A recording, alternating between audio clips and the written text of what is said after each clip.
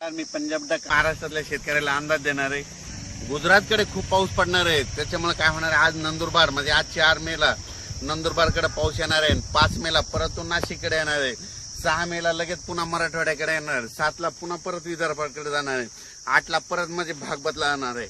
म्हणजे असं किती 6 मे पासून ते जवळपास 13 मे पर्यंत दररोज 2 दिवस ह्या भागात, दुसऱ्या दिवशी त्या भागात, पुन्हा ह्या भागात, ह्या भागात, म्हणजे दररोज भाग बदलत सर्वदूर नाही पडणार पण अवकाळी असणार आहे म्हणून हा अंदाज लक्षात द्यायचा.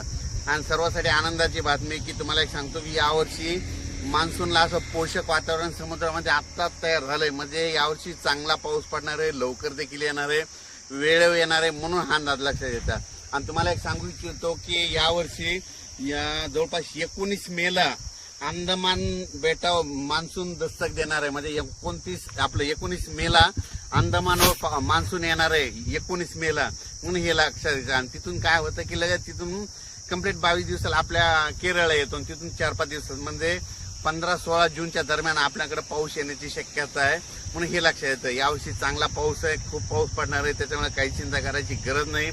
6, 7, 8 मेच्या दरम्यान तुमच्या नाशिक भागाकडे, मुंबईला देखील खूप पाऊस पडणार आहे म्हणून हे लक्षात येतं. म्हणजे मुंबई, पुणे सगळीकडे दररोज वेगवेगळ्या भागात पाऊस पडणार आहे. म्हणजे लगेच काय होतं की बऱ्याच जणांचं लगेच असं मेसेज येतं की लगेच आज आमच्या भागात पाऊस पडला. तर तुम्हाला सांगतो हे अवकाळी पाऊस सर्वदूर नसतो, फक्त जिकडे पडला तिकडे असतो. फक्त या पावसात विजेचं प्रमाण जास्त असल्यामुळे माझी शेतकऱ्याला विनंती आहे की आपली जनावरं झाडाखाली बांधू नका. आणि तुम्ही या अवकाळी पावसामध्ये काय करा की विजा कडकडत असताना झाडाखाली थांबू नका. विजा कडकडायला लागलं की लगेच घर जवळ करायचं म्हणून हे लक्षात येतं.